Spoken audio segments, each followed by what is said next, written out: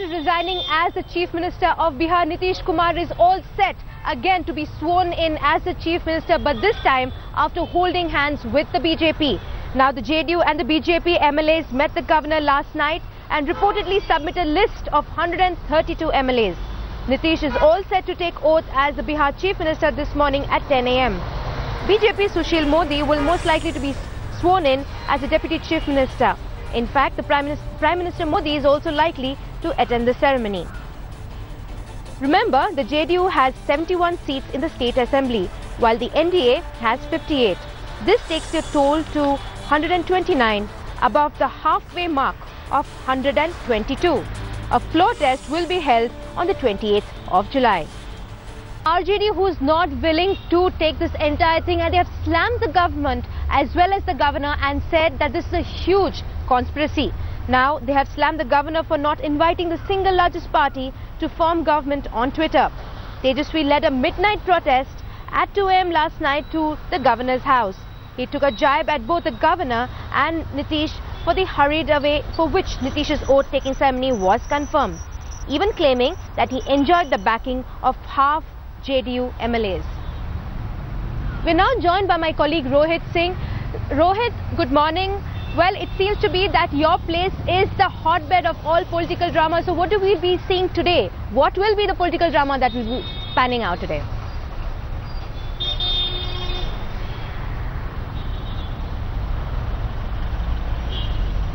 Well, Rohini, all the political drama, much of it has already happened yesterday when we saw Nitish Kumar tendering his resignation on the issue of corruption. He has always adopted a zero tolerance policy as far as corruption is concerned, and he's tendered his resignation. And in the late midnight drama, we saw BJP and JDU taking claim to form the government. And today at 10 a.m., Nitish Kumar will be taking oath as the new Chief Minister of Bihar once again, and Deputy Sushil Kumar Modi, the senior BJP leader, he will be taking oath as his Deputy Chief Minister. So 10 o'clock is when the oath ceremony will take place. But RJD at this point of time is crying foul. They are saying that they are the largest party as far as the Bihar Assembly is concerned. 80 MLAs they have, and Kesarinath Tripathi, the governor, should have in fact first invited RJD to form the government, but he did not do that. And also we saw yesterday both Tejaswi and Tej Pratap staging a march towards to the Raj Bhavan yesterday night. And early morning today also they were sitting outside the Raj Bhavan on a dharna. So much of the political drama has already taken place, and now only what we are expecting is now the swearing-in ceremony to take place at 10 a.m. this morning. Well, Rohit, it's quite interesting how it is going. Do stay back with us because we will be taking more updates from you. Well, like Rohit has been saying that most of the political drama has taken place last night, but that doesn't mean that the drama will not continue here in Bihar. Now, after the slamming the government for not inviting again the largest party, the Tejaswi had led the protest at midnight, and that is what made the entire political drama in Bihar more interesting. And it is also how we've seen that he has taken a direct jibe at the governor and Nitish. And basically he has also said that they enjoyed the backing of half the JDU MLAs, and then why did the governor not consult them? Now Tejaswi also then met the governor with 5 other MLAs after meeting, and he questioned the tearing hurry to be sworn in as the Chief Minister, further alleging that this is a murder of democracy.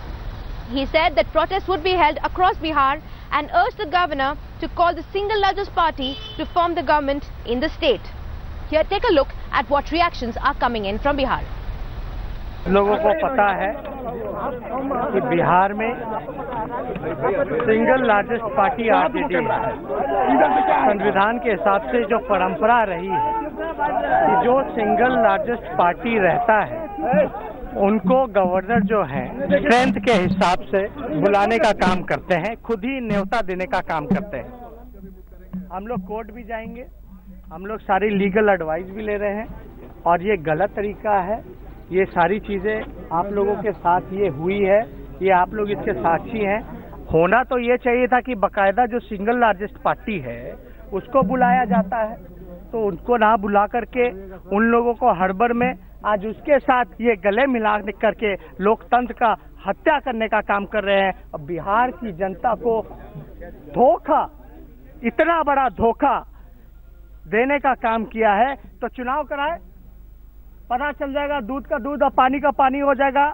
Bihar की जनता सारी चीजों को देख रही है। जो उन्होंने हम लोग को समय दे दिया 11 बजे, हम लोग पूछते जो 11 बजे हम सिंगल लार्जेस्ट पार्टी हैं। पहले हुआ जो 5 बजे उनका शपथ होगा तो हुआ कि हम लोग पहले 11 बजे फरिया लेंगे, तो उस सब के विचारण करके 10 बजे सुना कि शपथ ग्रहण हो जाएगा और उन लोग का तय नहीं हुआ था नाम, तो इसीलिए 2 आदमी की तो शपथ लेगा। तो इसीलिए हम लोग महामहिम को कष्ट दिया कि भाई लार्जेस्ट पार्टी हम हैं, तो वो कहते हैं कि लार्जेस्ट पार्टी हैं तो आप शुरू में क्लेम नहीं किए। हम तो कहते हैं जब मुजबानियों आप क्लेम कर देते तो हम मान लेते, लेकिन ये मामला हुआ, हमने कहा पुनर्विचार किया जाए, नियम परंपरा संविधान की रक्षा की जाए। Rohit Singh continues to be live with us from Patna. Rohit, well, we hear clearly that Tejaswi is saying that this is a murder of democracy. But most people who have been watching what is happening in Bihar is saying that this is a master stroke by Prime Minister Modi.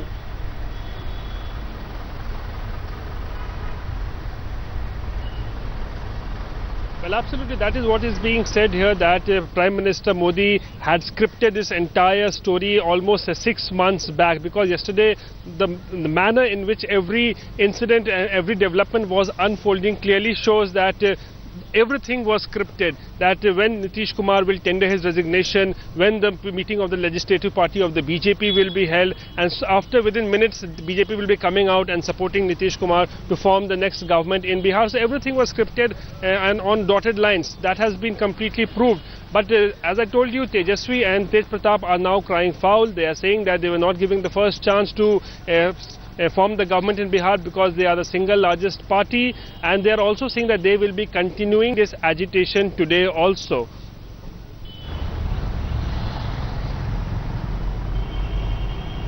Right, Rohit, and I'm sure the entire team of India Today will be giving you all the updates from that place which is seeing all the political drama today.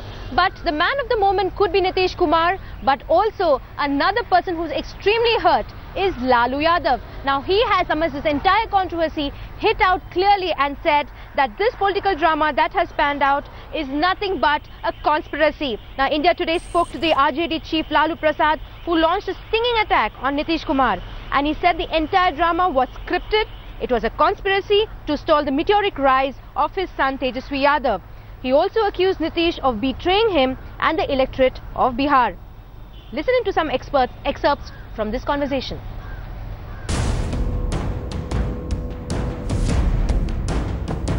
ये बिल्कुल fix match Nitish Kumar पर, वो नीतीश कुमार पर कौन विश्वास करेगा? नीतीश कुमार पर हम लोगों ने विश्वास नहीं करा, गठबंधन बनाया।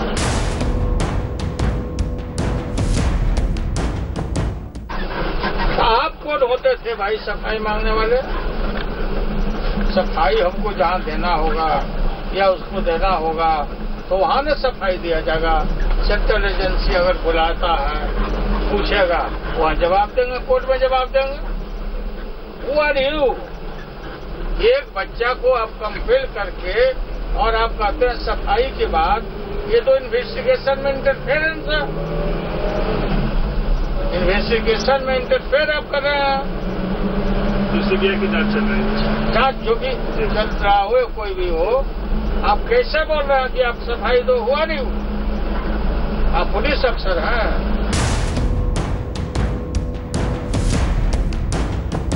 धोखा मिला है क्या? धोखा ही नहीं मिला।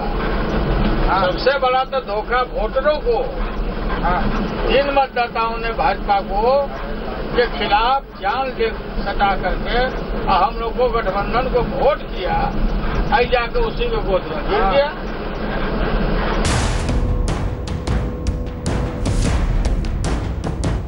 बीजेपी के साथ जाना था और तेजस्वी एक बहाना था। आई खुद पकड़ा गए 302 के केस में, तो जीरो टॉलरेंस इसका कहाँ गया? आप कैसे बैठे हुए भाई 302 का मुद्दे हो?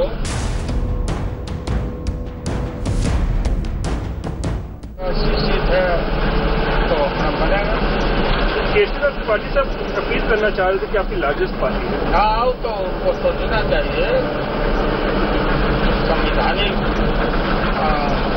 नियमों का, कानूनों का पालन करना चाहिए उनको, गवर्नर साहब को। लार्जेस्ट पार्टी को बताया हम तैयारी करेंगे तो दूसरे को बोलेंगे।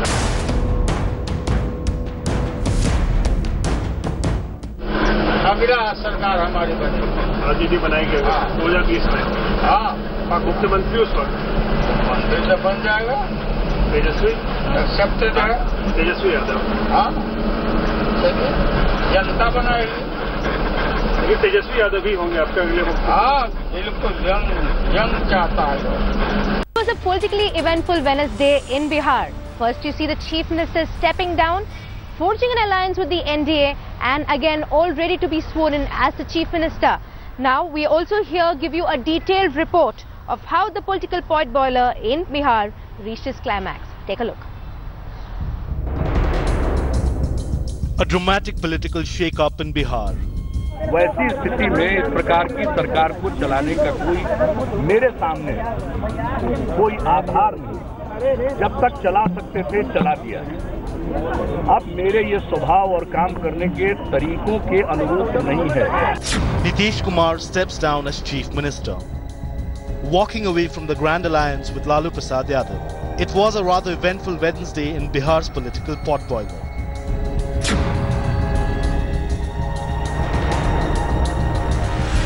Trouble had been brewing in the alliance ever since corruption charges were slapped against Lalu's son and Bihar Deputy Chief Minister Tejaswi Yadav.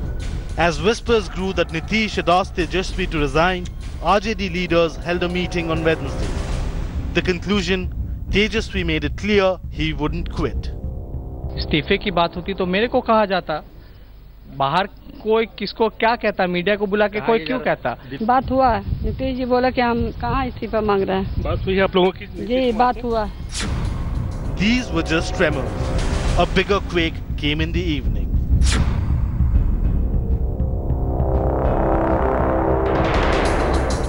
Nitish Kumar caught his allies off guard when he submitted his resignation to the governor. Playing his Mr. Clean role to perfection, Nitish decided to dump Lalu, citing the charges against him and his son. वैसी स्थिति में इस प्रकार की सरकार को चलाने का कोई मेरे सामने कोई आधार नहीं। हमारी लालू जी से भी बातचीत होती रही है, तेजस्वी जी भी हमसे मिले। हमने यही कहा है कि जो भी आरोप लगे हैं उसके बारे में कुछ एक्सप्लेन कीजिए।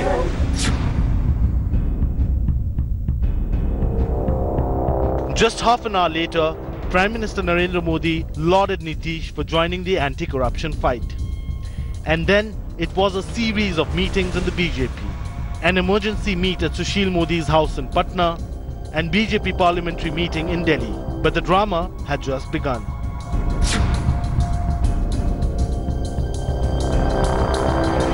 At 8 p.m, Lalu hit out at Nitish, calling it a fixed match between the JDU and the BJP. ये मिले हुए हैं भाजपा से, आरएसएस से। देश के प्रधानमंत्री नरेंद्र मोदी जी वहीं से तुरंत ट्वीट कर दिए, नीतीश कुमार को बधाई दे दिए। The alliance had reached a point of no return as Lalu raked up an old case calling Nitish a suspect in a murder case. An hour later came the final nail in the Grand Alliance coffin.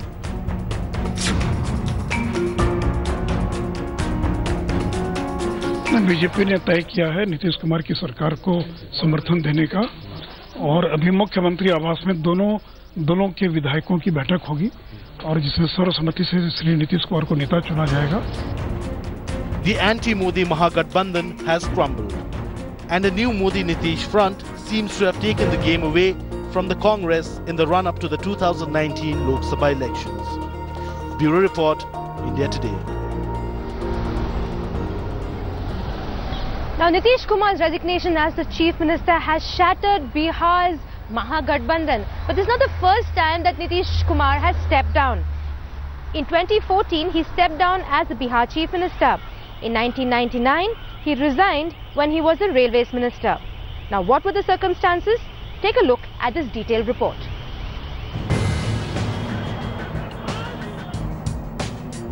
After weeks of suspense and going back and forth over the Mahagathbandhan, Nitish Kumar stepped down as the Chief Minister of Bihar. His reasons? वैसी स्थिति में इस प्रकार की सरकार को चलाने का कोई मेरे सामने कोई आधार नहीं, इसलिए हमने समझा कि चलिए और कुछ नहीं, अब ऐसी स्थिति आई, जब तक चला सकते थे चला दिया। अब मेरे ये स्वभाव और काम करने के तरीकों के अनुरूप नहीं है।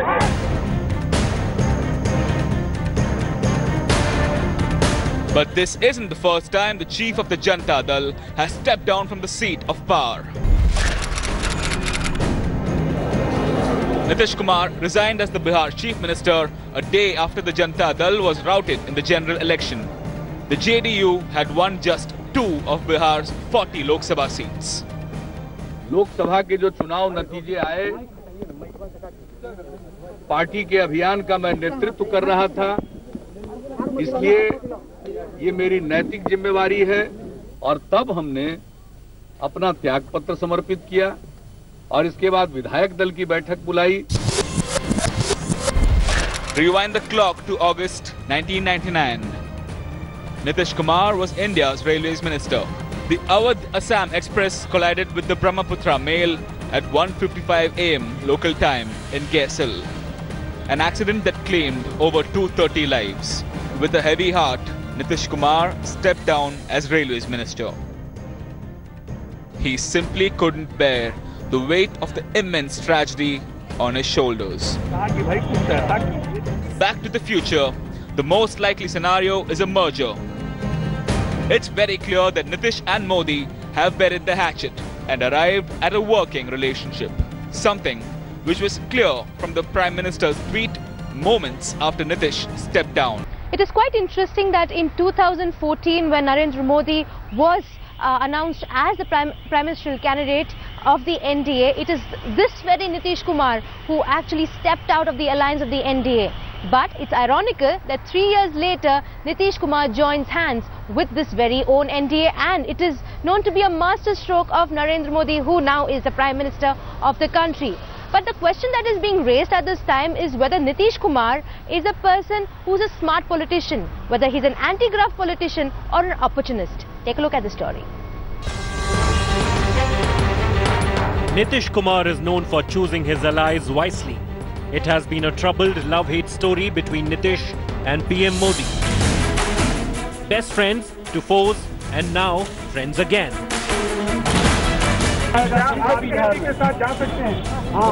कोई भी बिहार के हित में होगा, कोई भी चीज बिहार के हित में होगा, बिहार के न्याय के साथ विकास के हित में होगा, उस पर हम लोग जरूर विचार कर निर्णय लेंगे। Nitish's political moves are based on clear calculations, jumping the BJP ship to realize his prime ministerial ambition ahead of the 2014 Lok Sabha polls. Crossing over to the UPA as he sniffed opportunity. जो काम था साझा था, हम उसी का उल्लेख कर रहे हैं तो समझ रहे हैं कि वो किसी की आलोचना। हमने अटल जी के कार्यशैली की प्रशंसा की, उसको भी समझा गया कि किसी की आलोचना। तब बात इतनी दूर तक बिगड़ जाए तो फिर वो रिश्ते चल नहीं पाते। For months now, Nitish has been making well-timed overtures towards the BJP, as the opposition's chances against the saffron surge are not too promising for the 2019 Lok Sabha polls. The telltale signs have all been there before the demise of the Mahagathbandhan in Bihar. Right from lauding demonetization to hailing PM Modi on Pakistan's surgical strike, and even backing the NDA presidential candidate, a move that left the opposition puzzled. While the Congress and ally Lalu did not know of Nitish's resignation, the BJP seemed ready. Within minutes, high-level meetings were called. PM Modi himself tweeted to congratulate Nitish, and Amit Shah was dialing Sushil Modi. Nitish has dealt what is perhaps the cruelest blow to the Mahagathbandhan allies. With Lalu and co caught in corruption cases, it seems to be a part of BJP's 2019 game plan to crush the opposition. The bad news for Nitish is that his PM dream may well be over. If Nitish is able to run a government with BJP's support, he emerges stronger in Bihar and would be among the rare breed of politicians to survive the era of decimation of regional satraps. With Rohit Singh in Patna, Bureau Report, India Today. DIG Rupa, who is being called the whistleblower cop, now is facing trouble herself. Now she has been served a notice based on the report that she filed. Now this trouble especially comes from her former senior official, who was Satyanarayan Rao. The notice has been served by the DGP prisons, and he has said and accused her of taking 2 crores bribe to grant special privileges, and this accusation was made by Rupa against Satyanarayan Rao. And the General Secretary of Shashikala, also her name was mentioned, saying that it is Shashikala who facilitated the 2 crore bribe. Now the 50 crore defamatory notice that Satyanarayan Rao has sent to Rupa alleges that she has tarnished the image of the former DGP prisons, and now the notice also argues that Rupa could take pictures elsewhere on prison premises but not in Shashikala's cell, as no special privileges were provided to her. Remember, the Karnataka government had shunted out DIG Rupa on July 17th. I'm joined by my colleague Nolan Pinto, who will be coming to us live from Bengaluru. Nolan, good morning.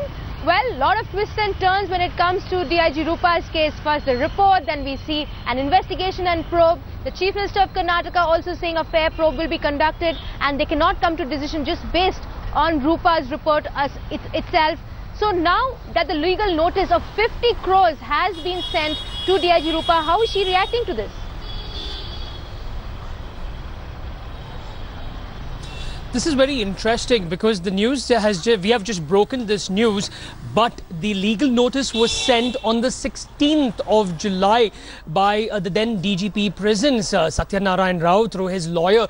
Now this legal notice asks that she must tender an unconditional apology. She must also go to the media, both print and electronic media, and explain to them that she did this, basically apologize and did this to tarnish his image. Now she's not going to come out and do that, of course not.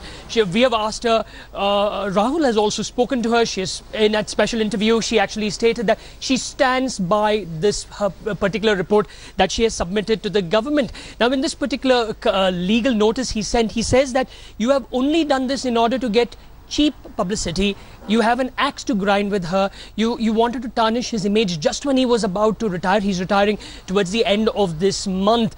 Now we'll be speaking to D. Rupa on this particular issue, whether she has already responded to this notice, how will she be taking this forward, because Satyanarayan Rao through his lawyer clearly says that he will give all the information to the inquiry committee that has been set up by the government, the Chief Minister.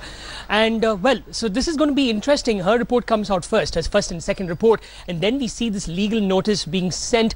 The government clearly has a lot in its hands in the spat between these two senior IPS officers.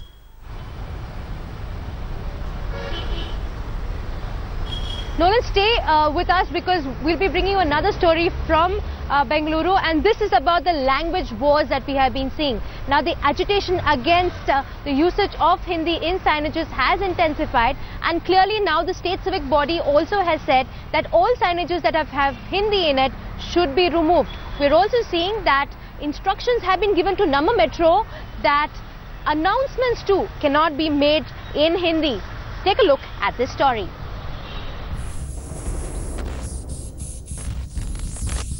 Hindi hai hum. Not so much for the pro-Kannada groups who spent the last fortnight defacing signboards at the Namma metro station.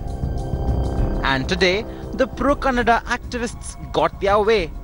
All Hindi signs will be removed from the metro stations. Even announcements in the metro can't be made in Hindi. We're outside the Cubbon Park metro station. You can clearly see it's in Kannada and English. This is what they wanted. They did not want 3 languages. They just wanted 2 languages. The state language, that's Kannada, and English, the official language. This is a metro map here outside the Cubbon Park metro station, and it's just 2 languages. No Hindi whatsoever, just Kannada and English. In phases, they will go about with this work of making sure that Hindi is not utilized anywhere in Namma Metro. But do you approve the fact? In an exclusive interview to India Today, Chief Minister Siddaramaiah had spoken out against the imposition of Hindi. The central government should not impose Hindi on non-Hindi states. So you're against the imposition of Hindi, especially? Yes, I am against imposition of Hindi. The managing director of Bengaluru Metropolitan Rail Corporation said that he would abide by the directions of the Karnataka Development Authority. With Hindi signs off Nama Metro, will Bengaluru's language wars finally end? With Rohini Swami and Nolan Pinto in Bengaluru, Bureau Report, India Today. Nolan Pinto still continues to be live with us. Nolan, it's interesting to see that another metro which has just opened out in Kochi has the 3-language policy. That means it has Malayalam, Hindi and English. But it is here in Nama Metro in Bengaluru that the state civic body has said that Hindi has to be removed, and that too based on the agitation that we have seen not just from pro-Kannada organizations, also the stand that has been taken by the Karnataka government. But when do we actually see these boards going to go off completely? You just said it's in a phased manner, so is there a deadline within which they have to complete this? Well, this is the same question that we put forth before the Kannada Development Authority chairperson, Professor S.G. Siddaramaiah. He says that we are ready to give them time because as of now, they seem to have understood what we want. They have seen, that is the BMRCL, they have seemed to have understood that they cannot use Hindi. It's just 2 languages, Kannada and English. So he says that we will give them time. In fact, when I asked him how much time, he says they should start immediately, but it takes time, so we're giving them some time. He's not saying how much, but it looks like BMRCL authorities do not want to be on the wrong end of the stick, especially when it comes to pro-Kannada authorities. I have seen in front of the Kabbanpark metro station itself, Rohini, there's no Hindi whatsoever there. So it looks like they have started the work, first the outside boards, we're told that then inside boards and also inside the metro trains. Now, one can actually guess saying that maybe within the next 2 weeks, the metro officials will be able to do all this because the BMRCL MD, Pradeep Singh Karola, when we met him at the Vidhan Sauda, we asked him, well, you've finally relented to the demands of the pro-Kannada activists.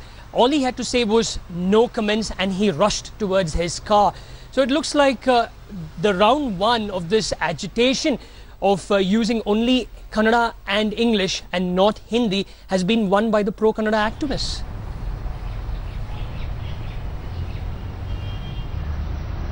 Well, clearly, Nolan, yes, the Nama Metro officials have relented, but we will be keeping a track on exactly how this anti-Hindi agitation is working up in Karnataka and in Bangalore. Thank you, Nolan, for joining us.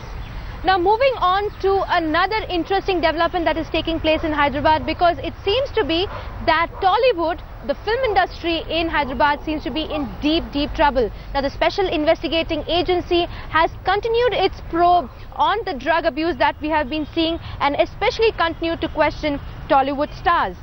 On Wednesday, actor Charmi Kaur was questioned by the Special Investigation team. The actress appeared before the SIT at the Akbari Bhavan, Nampally, and special team of 4 women officials along with SIT investigators questioned the actor. Today, actor Mumayat Khan is set to be questioned by the Special Investigative team, and meanwhile, a Dutch national, Mike Kaminga, who has been arrested yesterday in connection with the ongoing probe. Now, psychotropic drugs were also found in his possession.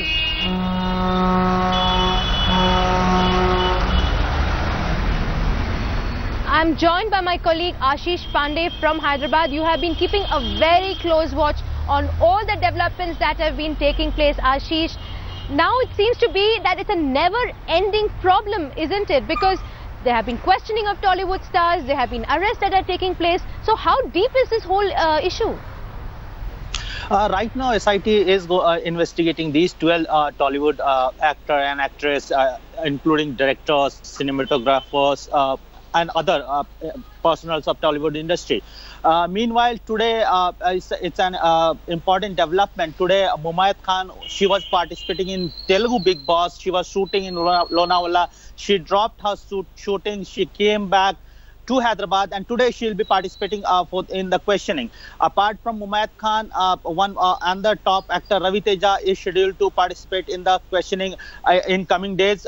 Till 28th, there is the time to participate in the questioning. Meanwhile, yesterday, over 7 hours of questioning, SIT did they questioned Charmi Kaur, the top prominent Tollywood actress, for almost 7.5 hours. Basically, the entire question was focused on Tollywood industry and link between Tollywood industry and the alleged kingpin Calvin Mascarens. So yes, Tollywood industry are facing trouble by SIT. 12 of its personality are appearing one by one in front of the SIT official. But interestingly, what we are learning from our sources, Rohini, that more summons might get issued after 28th of July. More celebrity might face might face trouble and get summons from SIT. So it's a never-ending list, and yes, SIT is all going against all those involved or all those aware about this drug racket or using drugs. In past also they used drugs. So SIT is investigating them, questioning them, grilling them for hours and hours, Rohini.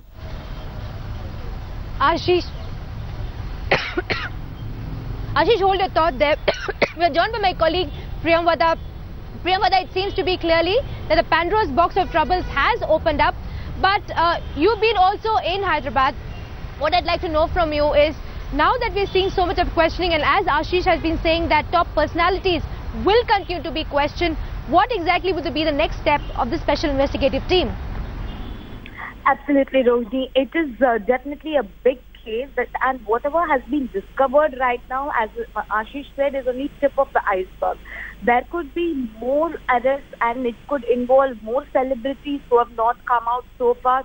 And the network is not just this. As we already know that the drug supply, especially the LSD, comes to Hyderabad through Europe. But there are a lot of peddlers who belong to different countries like Russia, Nigeria and few other countries, and they're all well networked. A lot of celebrities, not just the cinema actors, probably few other top VIPs in Hyderabad. So the police next step would be to crack down on them and to reach out to them, because they have made more than 19 arrests right now. So through these drug peddlers, they will be reaching out to the other high-profile persons in Hyderabad who are likely to be caught in the net. And this is a never-ending saga, at least for now, because this is just the tip of the iceberg. And it's not just Hyderabad, so to say, that other southern cities and probably Goa and few other cities could also be connected to this entire drug racket. Right, Priyam Vada, thank you so much for joining us. Now we bring to you a story from Rameshwaram. This is a memorial for the man who's known as the People's President. Now, he's also known as India's Missile Man. A special memorial for APJ Abdul Kalam, and Prime Minister Modi is also expected to be there. Now, this memorial has been dedicated to Abdul Kalam and will be inaugurated with all honours by the Prime Minister Modi himself. The memorial has a 7-foot-tall bronze statue of Abdul Kalam, and additionally the SLV-3 and DRDO's Agni signal will also be on display. The memorial will also reflect India's diversity and various cultures and will pay homage to Kalam's life. Along with the Prime Minister, several Chief Ministers, Governors, Chief Justice of India and the Indian Space Research Organisation Chairman will be present. So we are very thankful to both central and state government. So this memorial resembles the front gate is India Gate, so and the central dome is Rashtrapati Bhavan Dome. So the entirely the 4 rooms are available inside. So whoever comes to inside, there is a wherever Dr. Kalam works, like ISRO, DRDO and his President and his Pokhran test, to inspire the students and younger generation and the people. On the second death anniversary of former President APJ Abdul Kalam, it will be seen that the place where he was laid to rest, where his mortal remains were laid to rest, is converted into a national memorial, and this will be inaugurated by the Prime Minister Narendra Modi. This momentous occasion is something that has been highly awaited by the people of Rameshwaram.